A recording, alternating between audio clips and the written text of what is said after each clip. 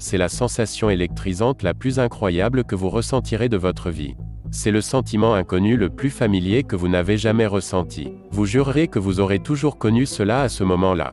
Vous le ressentirez dans chacune des cellules de votre corps. C'est comme une vibration.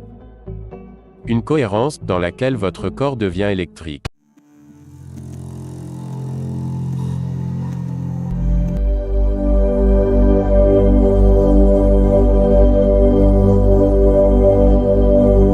Si vous fermez les yeux et que vous pensez à faire quelque chose de particulier.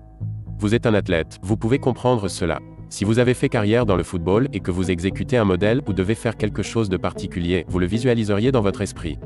Il s'avère que le fait de visualiser quelque chose mentalement, quand vous êtes vraiment présent, votre cerveau ne fait pas la différence entre ce qui se passe à l'extérieur et ce qui se passe à l'intérieur de vous. En fait, votre cerveau va commencer à agir comme si vous l'aviez fait durant les 5 derniers jours. Pourtant, vous n'avez jamais couru cette course. Donc maintenant, votre cerveau n'est plus un enregistrement du passé, car c'est maintenant une carte du futur. Vous préparez donc votre cerveau pour qu'il devienne le support d'une expérience vécue. Nous avons fait des expériences avec des joueurs de piano. Vous prenez un groupe de gens qui n'ont jamais joué de piano de leur vie, et vous les divisez en 2 groupes. Pour le premier groupe, on leur enseigne les gammes et accords à une main. Puis on leur fait passer des scanners cérébraux. Ils viennent et pratiquent 2 heures par jour, pendant 5 jours. À la fin des 5 jours, si vous leur refaites des scanners cérébraux, ils ont développé de nouveaux circuits dans le lobe situé du côté opposé de leur cerveau. Rien de magique, vous apprenez quelque chose de nouveau. Apprendre, c'est faire de nouvelles connexions neuronales. Vous appliquez des instructions, vous y impliquez votre corps, et vous en tirez une expérience vécue. L'expérience enrichit le cerveau. Faites attention à ce que vous faites, et répétez-le.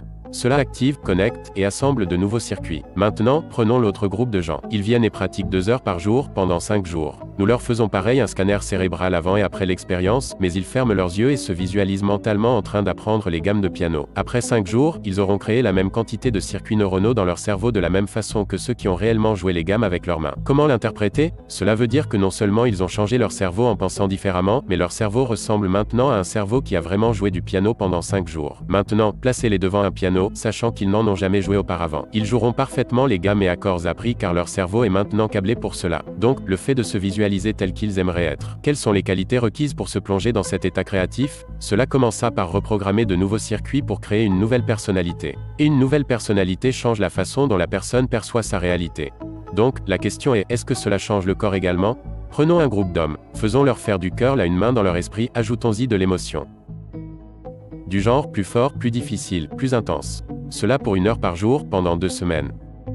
Après 2 semaines, ils auront en moyenne 13,5% de force en plus. Sans jamais avoir soulevé un haltère. Leur corps a changé par la pensée. C'est fascinant car j'ai grandi avec l'idée que c'était un rappel constant, une pratique quotidienne, de penser d'une certaine façon. De penser que je ne pourrais jamais être blessé physiquement, que j'avais de l'amour et de la lumière infinie, que j'étais un esprit, une âme infinie. La vie, la vérité et l'amour, pas vrai? L'idée me fut enseignée constamment que je ne pourrais jamais être blessé physiquement. Et que si cela m'arrivait, ça voudrait dire que mes pensées sont mal dirigées, et que je devais donc les rediriger correctement. Et qu'ensuite, je parviendrais à guérir. C'est un peu extrême pour certains car, si vous n'êtes pas un bon pratiquant de la chose et que vous ne savez pas comment manager vos pensées et vous entraîner correctement, alors vous pouvez vous blesser. Vous pouvez vraiment faire du mal à votre corps et cela m'arriva plusieurs fois. Mais j'ai utilisé cela, vous savez. La philosophie, les stratégies, les techniques, la vision dans les sports et je visualisais constamment, comme vous en parliez plus tôt. Je visualisais toutes les parties que je jouais, ce que je voulais faire pour la saison, pour mon corps, ma vie. Et cela avait l'air de toujours se produire. Je me souviens que je visionnais des films de détenteurs de records sur piste et sur terrain de football. Je les regardais chaque soir. Pour visualiser mentalement le même moment qu'ils auraient eu juste avant que je m'endorme. Ensuite, je me pratiquais le lendemain. Mais j'étais constamment en train de les visualiser dans mon esprit. Comment je voulais être, je visualisais ce moment dans ma vie. 10 ans plus tôt, je visualisais ce que je ferais cette année même dans ma vie. Si vous vivez dans ces états élevés et que vous savez comment le ressentir, les émotions de votre futur avant qu'ils ne se produisent, vous aurez moins tendance à attendre que cela arrive car vous vous sentirez comme si cela s'était déjà produit. Vous aurez tendance à moins vouloir le contrôler. Vous saurez que dès que vous perdez ce ressenti, vous êtes déconnecté. Et vous reviendrez à votre version d'avant, quand vous devenez bon à cela. Rien ni personne, aucune expérience ne pourra vous l'enlever. Maintenant, vous avez le pouvoir. Et si vous comprenez les lois de la création, vous serez moins en mesure de forcer les choses pour obtenir ce que vous voulez. Vous saurez simplement que cela viendra à vous. Et c'est le nouveau modèle de la création. Maintenant, les gens me disent, je suis comme ça à cause de cette personne ou de cette expérience.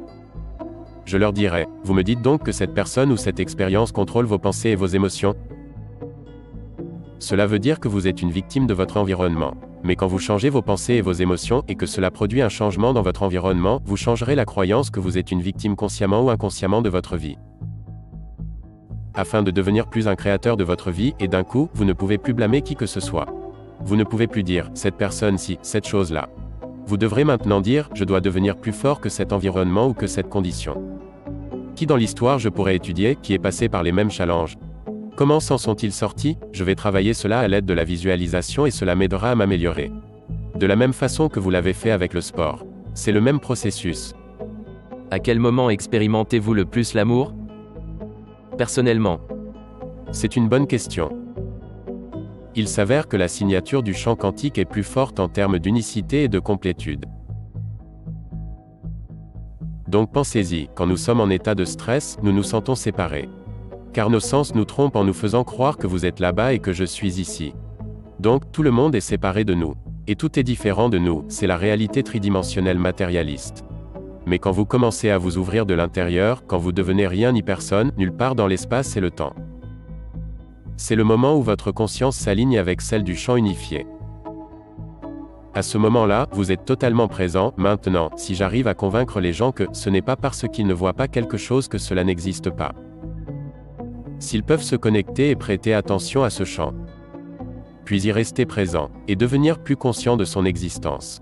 Un moment après l'autre, encore et encore, chaque interaction avec ce champ invisible, chaque expérience crée de nouveaux circuits dans leur cerveau, ce qui leur permet d'encore mieux le percevoir.